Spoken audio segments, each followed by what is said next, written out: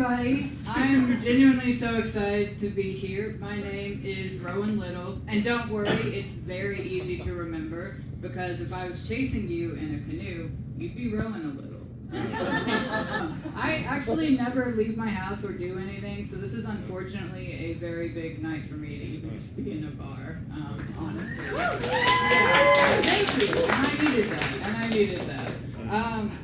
A lot of people, so sorry, I just lost my place. And that brings me to my next statement. Yeah. I know I'm physically holding notes and that looks bad, but I have a neurological disorder that makes me confused a lot of the times, especially if there's bright lights or loud noises.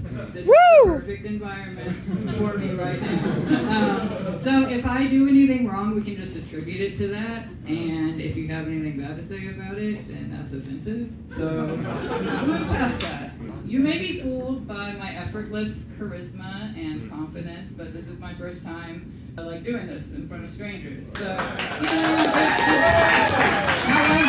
I have been talking loudly and engaging in attention-seeking behavior since middle school. I've had my practice, In real life, I'm just a very anxious person. However, my partner is agoraphobic, so in comparison, I'm a major socialite. I'm just out of the town all the time. But I am considered an extrovert, I think, even though it feels like I'm just kind of pretending to be a real person most of the time.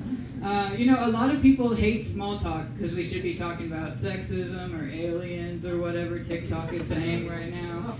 But for me, it's like free social currency. Like someone will say to me, "How are you doing today?" And my unfailing technique never fails. Just really, really emphatically state what day of the week it is. It's a Monday. It kills every time. It kills every time. In an office, you're set. I don't know why it works, but we all love the weekend, we all hate weekdays, and if you add that with a love of lasagna, you are Garfield. Yeah. So, that works. In that note, did anyone else as a kid have to be told that they were being bullied? I think if they didn't tell me, I probably would have stayed convinced that the entire 5th grade class was my friends. And I probably would have noticed when it upgraded to rock throwing, but I also might have assumed they were trying to help me grow my rock collection, which is actually very thoughtful and generous.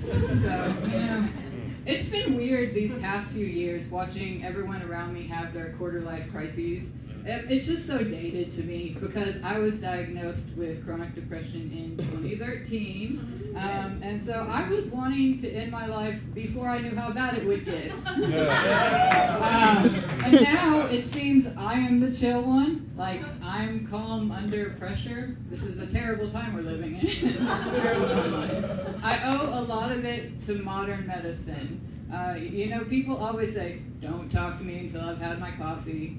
Genuinely, don't talk to me until I've had my mood stabilizer. And you can always tell when I haven't had it because I'll just start screaming and crying about the morning traffic.